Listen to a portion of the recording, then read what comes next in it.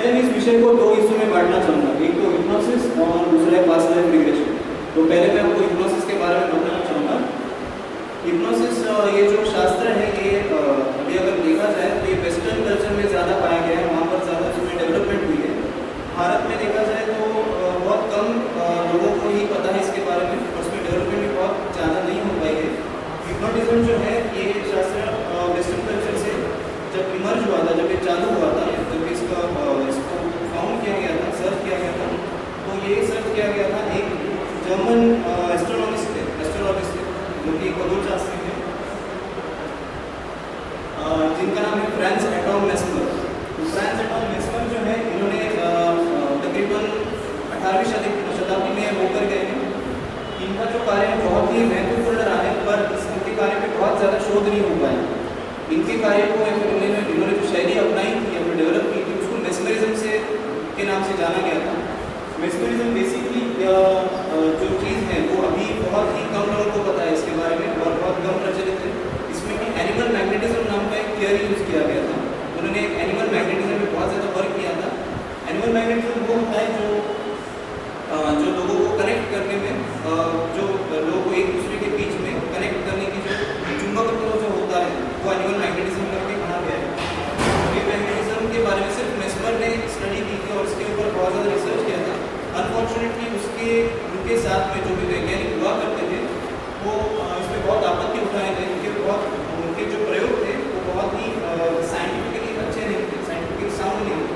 वो ऐसा करते थे कि वो उनके रोगियों को एक ग्रुप में खड़ा करते थे, उनके हाथ में एक चेन, धातु की चेन घुमाया करते थे, और दूसरा जो छोड़ दो अपने हाथ में हुआ करता, उनके हाथ में हुआ करता, और कुछ क्षण में कुछ एक प्रकार की ऊर्जा उनसे प्रवाहित करते थे।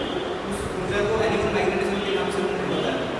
ये करते वक्त हुआ ऐसे कि बहुत सारे रोगियों में बहुत अलग अलग प्रकार के लक्षण उत्पन्न हुए। कुछ किसी को मिर्गी का झटका आया, कोई बेहोश हो गया, कोई रोने लगा, कोई बहुत हंसने लगा, ऐसा अलग अलग तरीके के उनके रिएक्शंस हुए। और at the end of the therapy ऐसा पाया कि बहुत सारे रोगियों के लक्षण जो है धीरे धीरे कम होने लगे, और एक हद तक कुछ रोगियाँ पूरी तरह से ठीक हो।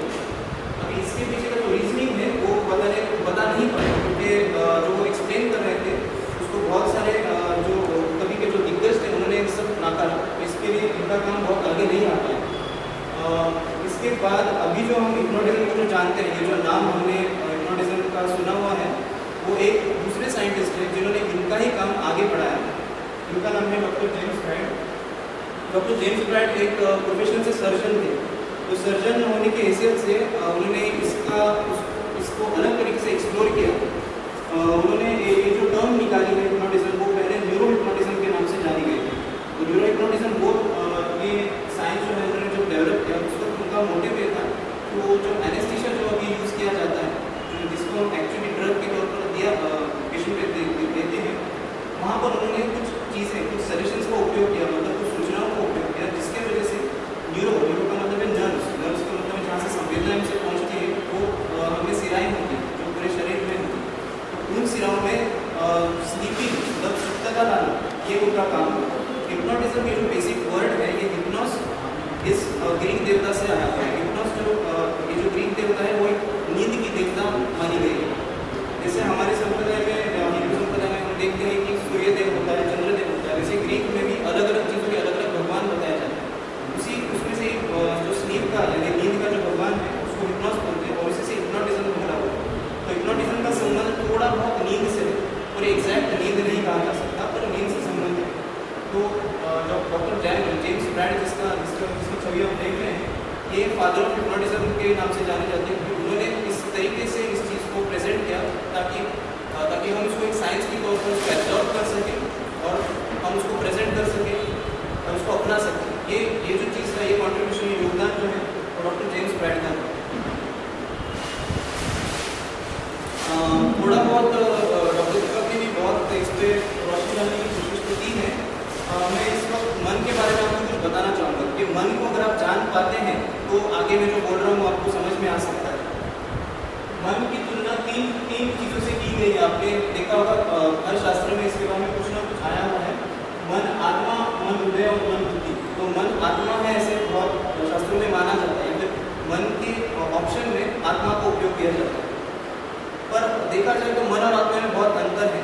ये अंतर ये है कि जैसे मैं भी यहाँ पर खड़ा हुआ हूँ, वहाँ पे आप बैठे हो, तो मेरी आत्मा मुझ तक सीमित है। मेरी आत्मा जो है मुझ तक सीमित है और आपकी आत्मा आप तक सीमित है। मतलब कि मैं भली आपकी तरह हूँ और अंदर से हमारी आत्मा भली एक जैसी है, पर मेरे शरीर तक ही वो सीमित है, वो आप तक नहीं जा सकता। पर मेरा मन जो है वो आप सब तक पहुँच रहा है, वो आपसे कनेक्ट हो रहा है। इसका मतलब है कि मन आत्मा हो ही नहीं सकता, मन आत्मा से भिन्न है। मेरा मन आप तक पहुँच रहा है, इसलिए मैं आपके मन से ट्यून हो रहा हूँ। मतलब कि जो मैं कह रहा हूँ वो आप तक पहुँच रहा है और आप उसको समझने की कोशिश कर रहे हो। तो मन आत्मा से परे है, आत्मा तक सीमित नहीं। तो मन आत्मा शायद हो सकता है, पर ये देखा गया है कि इसकी तुलना करने जाए तो मन और आत्मा पूरी तरह से अलग है। दूसरा जो है मन और हृदय, हृदय के बारे में शायद आप कह रहे हैं कि हार्ट जो फीलिंग्स होती है, जो हार्ट से संबंधित होती है, अभी हृदय का महत्व दोनों तरीकों से बताया गया है कि देखा आपने सुना हो बहुत सारे हिंदी गानों में भी दिल टूटना या फिर सब चीज़ें कही जाती है, काव्यों में भी दिल का महत्व बताया गया है। तो भावना से जुड़ा हुआ एक ऑर्गन एक्चुअली है, जो एक्चुअली होता भी है कि ऐसा आप बोले जो आप देख सकते हो, उसको फाइंड कर सकते हो, वो ह्यूमन शरीर में मौजूद होता है। तो ये हृदय की जगह पर मन होता है या नहीं है, अभी भी विषय है, क्योंकि हृदय जो है हृदय एनाटॉमिकल पार्ट है, जिसको डिसेक्ट करके ढूंढ सकते हो और उसका फंक्शनिंग आप देख सकते हो। और हृदय को चेतना का अधिष्ठान में माना गया है, क्योंकि वो पूरे शरीर के ऑलमोस्ट सेंटर पे होता है और जहाँ से सब ऊर्जा और ब्लड भी प्रवाहित होता है। तो मतलब कि हमारी चेतना प्रवाहित होती है। पर हृदय मन नहीं हो सकता है, क्योंकि मन की अभिव्यक्ति होती है। हृदय को हम देख सकते हैं, हृदय को हम जान सकते हैं, पर मन को इतने आसानी से एक जगह पर पकड़ के नहीं जान सकते। तो मन हृदय भी नहीं हो सकता है। तो मन बुद्धि से संबंधित हो सकता है, ऐसे लोगों का मानना है, क्योंकि हम कहते हैं कि मैं होशियार हूँ या फिर वो होशियार नहीं है, तो मेरे पास कुछ है जो उसके पास नहीं है। तो ये सब चीज़ें होती है। फिर अगर मैं आपको सिखा रहा हूँ, मैं कुछ बता रहा हूँ, तो मैं बुद्धि के लेवल पे बात कर रहा हूँ। पर ये सच नहीं है कि मन और बुद्धि एक है। मन और बुद्धि एक हो ही नहीं सकते, क्योंकि एक उदाहरण देना चाहूँगा। जो हमारे सोसाइटी में बहुत सारे लोग ऐसे हैं जो कि जिनको बुद्धिहीन कहते हैं, फिर मंदबुद्धि होते हैं, जिनको पागल भी कहते हैं। तो ये जो पागल होते हैं, अगर हम उनको देखा जाए तो वो जो ज्ञान लेने का जो काम है वो सब कर रहे हैं, वो सब देख सकते हैं, वो सुन सकते हैं, वो छू सकते हैं, जैसे हम करते हैं। तो उनको तो हम कहते हैं कि उनमें बुद्धिहीनता है, का मतलब है कि बुद्धि का वो यूज़ नहीं कर पाते, पर फिर भी उनको मन है। अगर मन नहीं होता तो फिर वो ये सब जान नहीं पाते। वो जो 5 सेंसेस जो होते हैं उनसे वो ज्ञान बटोर नहीं पाते। तो इसका मतलब है कि मन बुद्धि नहीं हो सकती है, मन उससे भी परे है। तो मन आत्मा नहीं है, हृदय भी नहीं है और बुद्धि भी नहीं है। मैं यहाँ पे रेफरेंस देना चाहूँगा, ये मेरे अभ्यास क्रम का एक भाग था, ये मेरे सिलेबस का एक भाग था। ये जो श्लोक मैंने उठाया हुआ है यहाँ पर, ये मैं आयुर्वेदिक स्टडी करते वक्त फर्स्ट ईयर में ये मेरे विषय से लिया गया एक रेफरेंस है। ये बताने का कारण इतना ही है कि हमारे शास्त्र में बहुत पहले इसके बारे में बहुत अच्छी तरह से सोचा गया था। मन की परिभाषा अभी भी किसी भी शास्त्र में ठीक से नहीं हो पाई है, और आयुर्वेदिक शास्त्र में इसकी परिभाषा बताई गई है। मैं बहुत ही फास्ट बताऊँगा, क्योंकि इसको जो आप समझोगे तो धीरे धीरे समझते जाओगे। जैसे आगे आगे स्लाइड्स पढ़ेंगे आप उसको समझते जाओगे। यहाँ पर बताया है सुखादि उपलब्ध साधनम इंद्रियम मनः तच्च प्रत्यात्म नित्यत्वाद अनंतम परमाणु रूपम नित्यम। अभी सुनने में थोड़ा कॉम्प्लिकेटेड लगता है, बट समझने में बहुत आसान है। सुख आदि का मतलब है सुख दुख या इत्यादि सब जो भी हमारे पास जो इमोशंस जो हैं, जो हम एक्सपीरियंस करते हैं डेली लाइफ में, वो एक्सपीरियंस नहीं कर पाते, क्योंकि हम मन का अस्तित्व अगर नहीं होता तो मन इंद्रिय है। मन 5 इंद्रियों से परे एक छठा इंद्रिय है, जो 5 इंद्रियों से जो भी ज्ञान आता है वो हमें महसूस कराता है। तो ये सुखादि उपलब्ध साधना इंद्रियों में है। आगे बता दें कि प्रत्यात्म नियतत्वाद अनंतम परमाणु रूपम नित्यम। अभी इसमें मैं आपको बताना चाहूँगी कि ये हर एक के पास होता है, ऐसे इसमें पता है। प्रत्यात्म का मतलब है प्रति आत्मा, और हमारी तरफ मतलब जैसे मैं हूँ, जैसे आप हो, तो हम सब जीवात्मा है ऐसे बोला गया है। परमात्मा और जीवात्मा से 2 कंसेप्ट होते हैं। तो हर जीवात्मा के पास एक मन होता है, और इसके अलावा हर व्यक्ति हर प्राणी में मन होता है। तो प्रति आत्मा हर एक आत्मा जीवात्मा के पास नियतत्वाद अनंत परमाणु रूपम नित्यम।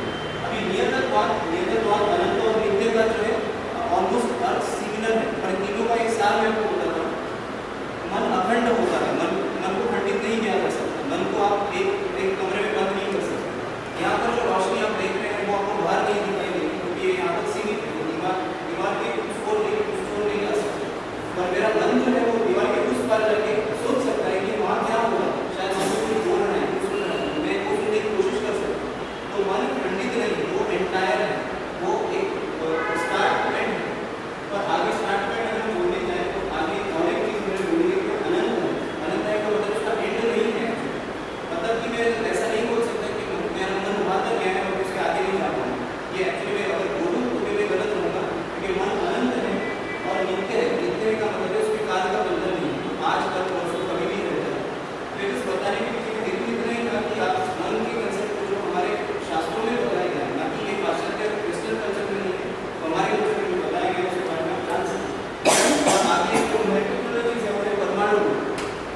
ये बहुत ही महत्वपूर्ण चीज़ है कि मन का आकार कोई बता नहीं पाया है।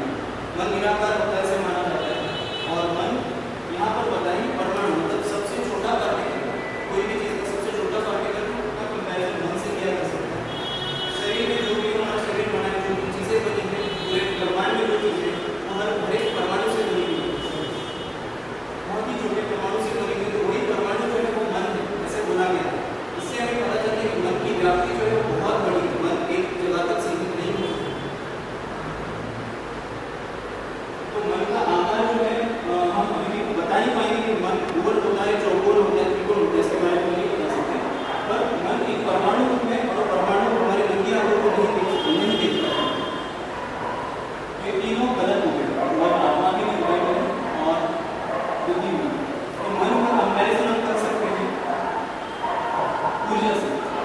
मन सिर्फ एक ही चीज से कंपैरेबल हो सकती है, ऊर्जा के सारे नियम मन पे लागू होते हैं। ऊर्जा जो है जैसे कहीं पे बनती नहीं है, कहीं पे वो खत्म नहीं होती, वो सिर्फ ट्रांसफॉर्म होती है। जैसे मन हमारा हमेशा ट्रांसफॉर्म होता है, वो कहीं पर भी रुकता नहीं है, कहीं पे बनता है।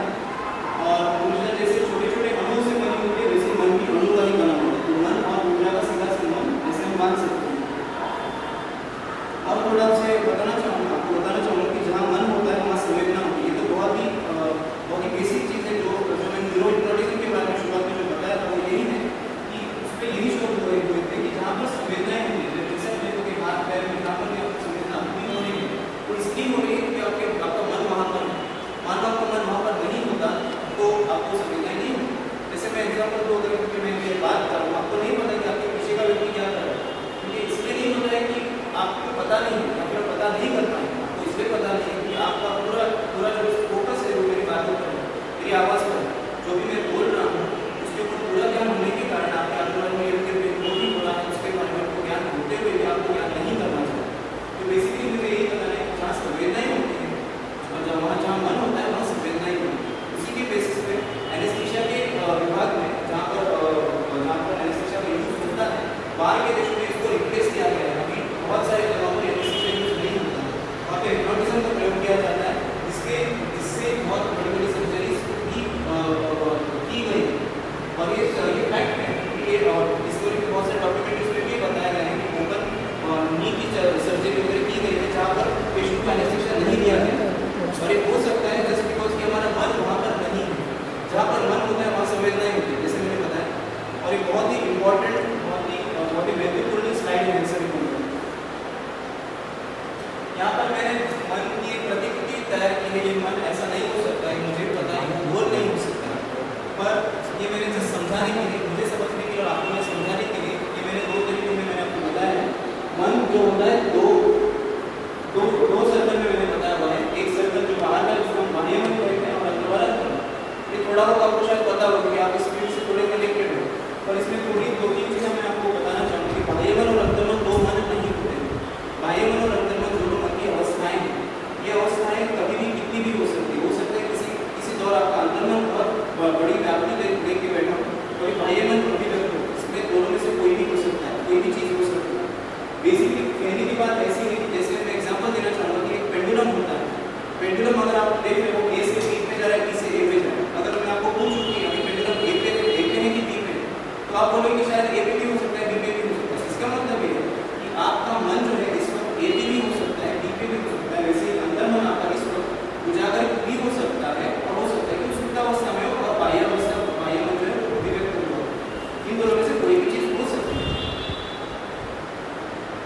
अभी मैं आपको ये इसमें बड़ी एक्सप्लेन करने वाली चीज़ तो है नहीं, पर फिर भी आपको बताना चाहूँगा कि बाह्य मन और अंतर मन में जो ज्ञान देने का बटोरने का जो प्रोसेस है वो नॉर्मली कैसे होता है। सामान्यतः ऐसा नहीं होता है कि हम 5 सेंसेस जो है उसके द्वारा जो उसके अर्थ होते हैं, ये 5 इंद्रियों के अर्थ होते हैं, शब्द स्पर्श रूप रस और गंध, ये 5 इंद्रियों के अर्थ, ये इंद्रियों के अर्थ जो है उससे ही हम कोई भी चीज़ को अनुभव कर सकते हैं। जैसे मैं एकदम बेसिक चीज़ आपको बताऊँ, अगर कोई भी जब किसी को बहुत ज़्यादा भूख लगती है तो ये बेसिक चीज़ के बारे में उसका ध्यान में सोच सकते हैं कि वो जैसे कपड़ों के बारे में अगर बारिश हो रही तो हमें कपड़े खाने के का मन होता है, तो हम सिर्फ कपड़ा ऐसा करके नहीं बैठते, हम सोचते हैं उसकी गंध के बारे में, कैसा है, उसके स्वाद के बारे में।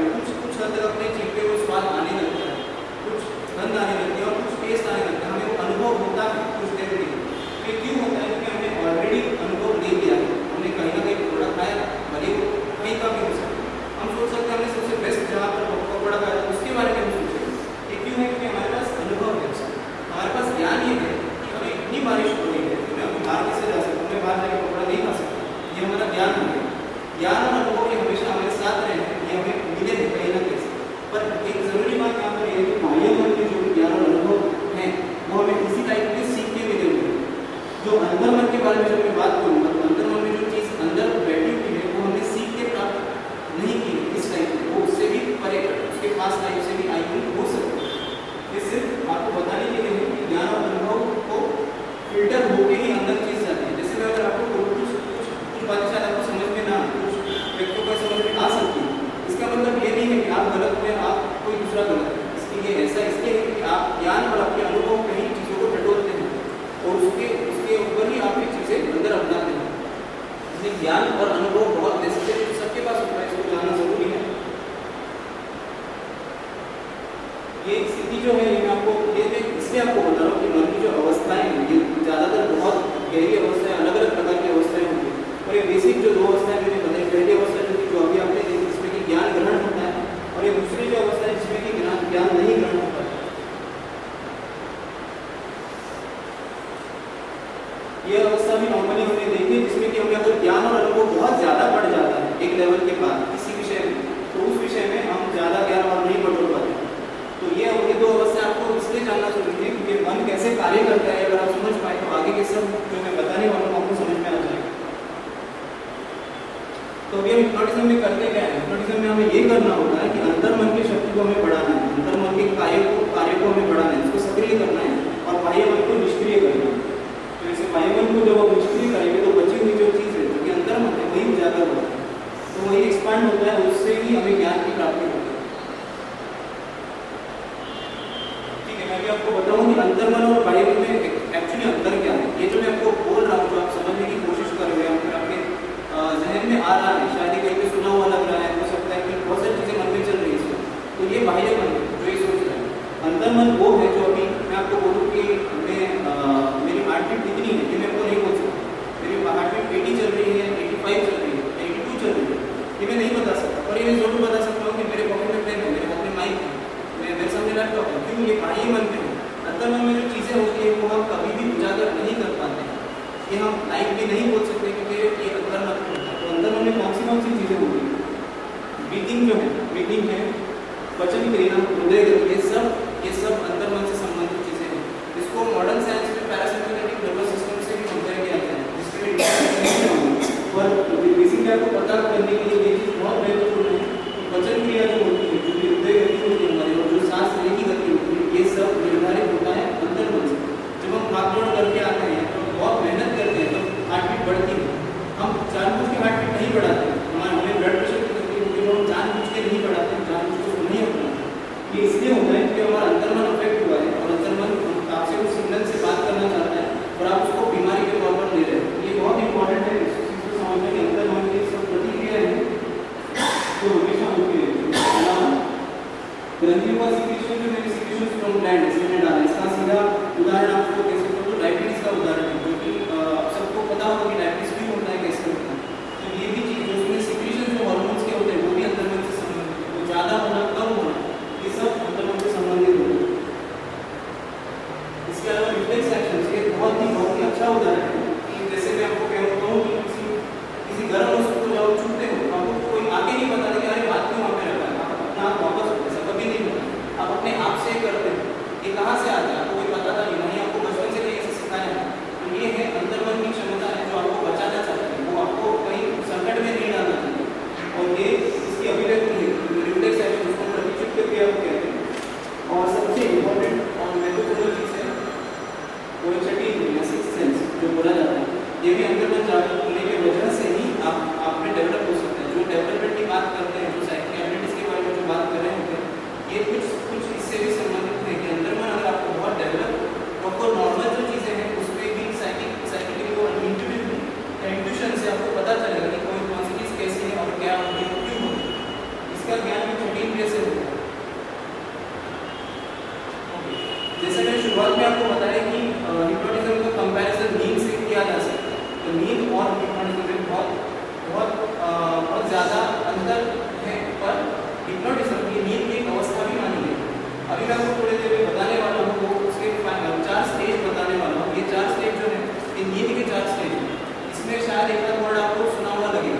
ये जो 4 स्टेज बताए जाते हैं, हम हर एक व्यक्ति उस स्टेज के दौर से गुजरते हैं। जब हम रात को सोने जाते हैं, तो 4 अवस्थाओं से गुजरते हैं।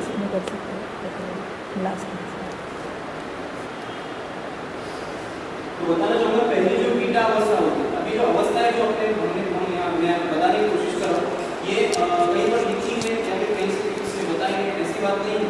और ये एक जगह पे जांच की गई है, जांचों से पता चला है कि उसमें कुछ वेव फॉर्म होता है। वो वेव फॉर्म जो होता है उसको उन्होंने नाम दिया है कि बीटा वेव्स करके नाम दिया गया है। इसमें हम जागृत अवस्था में ही होते हैं, मतलब हम जस्ट सो रहे होते हैं, सोने वाले होते हैं, उस वक्त हमारे दिमाग में बहुत सारी चीज़ें चल रही होती हैं, तो ये बीटा अवस्था में ही होता है। जब हम बीटा अवस्था से आगे जाते हैं तो अल्फा अवस्था में चले जाते हैं। अल्फा अवस्था वो अवस्था है जो नाइट ट्रांस के नाम से भी जानी जाती है। तो अगर आप मेडिटेशन करने वाले व्यक्ति हो, जब आप मेडिटेशन जस्ट करने के लिए बैठे हो, तो उस वक्त जो विचार है आपके धीरे धीरे कम होने लगते हैं और कहीं ना कहीं हम एकाग्र होते हैं। नॉर्मली मेडिटेशन के लिए आप कहते हैं कि किसी मूर्ति के बारे में सोचो, सांस की गति पे ध्यान दो। ये सब ध्यान देने का मतलब है कि आपका ध्यान कहीं से हटना जरूरी है, इसके वहाँ पे ध्यान आना भी जरूरी है। उसके लिए ये अल्फा अवस्था जो होती है उसमें ये होता है, ये अनुभव जो है अल्फा अवस्था में हो सकता है। इसके आगे की अवस्था जो बहुत महत्वपूर्ण है उसको बीटा अवस्था बोलते हैं। बीटा अवस्था जो है ये हमेशा आपको हिप्नोटिज्म से ही याद दिलाएगी। हिप्नोटिज्म की अवस्था बीटा अवस्था होती है, जिसको हम बीटा हीलिंग भी बोलते हैं। बीटा हीलिंग में भी बहुत चीज़ें की जा सकती है। वैसे ये विषय जो है वो बीटा वेव्स का होता है। बीटा वेव्स का मतलब इतना ही जो वेव फॉर्म है, मैं आपको आगे दिखाऊंगा। वेव फॉर्म जो होता है उसमें वेव्स धीरे धीरे धीमी होती है, उसकी ऊंचाई कम होती है और उसमें जो फ्रिक्वेंसी जो होती है ऊपर नीचे होती है वो कम हो जाती है। और इसमें होता ऐसा है कि मन पूरी तरह सोता नहीं है, फिर भी ये अवस्था में और पूरी तरह से जागरूक भी नहीं होता। ये अवस्था में जिस व्यक्ति को मैं ये अवस्था में लेके जाऊँ, उस व्यक्ति के लिए इस रूम में जो भी व्यक्ति है उन सबके बारे में उनको बताए कि वो वहाँ बैठा है, वो वहाँ बैठा है। पर उसके अलावा जो मैं बात कर रहा हूँ, उससे कह रहा हूँ कि क्या तुम्हें दिखाई दे रहा है, क्या तुम ऐसा करोगे, तो जो सूचना मैं जो दे रहा हूँ तो उसके ऊपर भी फोकस करो। ये बीटा अवस्था होती है, ये डीप ट्रांस की अवस्था होती है। बीटा अवस्था में डीप और मोर डीपर या सुपर ट्रांस की अवस्था होती है। ये दोनों अवस्था हिप्नोटिज्म के पॉइंट ऑफ व्यू से बहुत ज़्यादा महत्व रखती है। उसके बाद की अवस्था है जो डेल्टा अवस्था। डेल्टा अवस्था के बारे में कुछ बोलने जैसा नहीं, क्योंकि डेल्टा अवस्था में हम पूरी तरह से सो जाते हैं, उसमें हमें कोई भी ज्ञान नहीं होता है। नॉर्मली सपने आ सकते हैं, पर जैसे नॉर्मली सोया हुआ आदमी रहता है, तो हम कभी कभी बोलते हैं कि घोड़े बेच के सोया है, मतलब कि वो जो सोता है तो आजू बाजू में कुछ भी हो तो उसको समझ में नहीं आता, वो होती है डेल्टा अवस्था। अब ये जो अवस्था है आप सोचो कि हम क्या हमेशा पहले बीटा में जाते हैं फिर क्या अल्फा में जाते हैं, तो ऐसी बात नहीं है। हम पूरी नींद के दौरान ये ऊपर नीचे होता रहता है। जैसे कभी हम अल्फा में जाते हैं, कभी बीटा में जाते हैं, थीटा में जाते हैं, हमारा इस पर कंट्रोल नहीं है। जब ये कंट्रोल करेंगे तो हमें जो चाहिए वो हम कर सकेंगे, तो वो हम थीटा अवस्था में कर सकते हैं। उसको कंट्रोल करने का जो मेथड है वही हिप्नोटिज्म है। हिप्नोटिज्म में हम व्यक्ति को थीटा अवस्था में कंट्रोल करने की कोशिश करते हैं, और जो कि हम कर पाते हैं, जो सजेशंस के द्वारा हो सकता है। ये डायग्राम आपको दिखाएगा। पहला जो है बीटा वेव्स में फ्रीक्वेंसी ज़्यादा है, नीचे के अल्फा वेव्स में कम है, बीटा में और कम है, और नीचे उसकी भी डीप अवस्था है जिसको सुप्रा कॉन्शियस है, सब कॉन्शियस अनकॉन्शियस बताया गया है। अभी अनकॉन्शियस स्टेट या कोमेटो स्टेट भी उसको बोल सकते हैं। बहुत सारे लोग नियर डेथ एक्सपीरियंसेस जो करते हैं, क्योंकि जिनका हार्ट की कोई बंद हो जाता है, आईसीयू में होते हैं, जिनको रिवाइव किया जाता है शॉक देकर, वो जो रहते हैं वो इस अवस्था में ऊपर आते हैं, जिनको अनकॉन्शियस स्टेट बोला जाता है। इस अवस्था से आने के बाद उनको जो अनुभव होता है वो पूरी तरह से भिन्न होता है, और वो बहुत सारी चीज़ों का उनको उत्तर मिल जाता है। इसके बारे में थोड़ा आगे मैं आपको बताऊंगा, क्योंकि ये पास्ट लाइफ रिग्रेशन से संबंधित है। तो हमें थीटा अवस्था के बारे में अभी बताना है। जैसे मैंने आपको पहले बताया था थीटा अवस्था में क्या होता है, तो थीटा अवस्था में जो ज्ञान और अनुभव, जिसके बारे में मैं बता रहा था, ये ज्ञान और अनुभव का अभाव हो जाता है, वो दोनों निकल जाते हैं। अभी निकलेंगे कैसे? आप सोचोगे कि मैं पूरा अनुभव लेके आया हूँ, मैं इतना पढ़ा हूँ, तो एक क्षण में मैं कैसे सब कुछ भूल जाऊँगा? तो हम भूलते नहीं हैं। इस अवस्था में ज्ञान और अनुभव, मतलब बाह्य मन का जो मेजर कार्य है, तो उसको हम सुप्त करते हैं, मतलब उसको स्लीप करते हैं, उसको सुलाते हैं। सुलाने की वजह से होता है ऐसा कि बाह्य मन अपनी ही जगह पर होता है, वो कहीं जाता नहीं है, पर उसका कार्य क्षेत्र कम हो जाता है,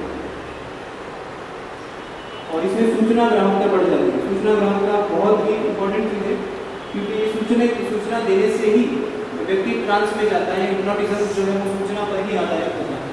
तो ये जो है ये आपको बताएगा कि थीटा अवस्था में यही होता है। अंतर्मन की जो कक्षा है, वो बढ़ती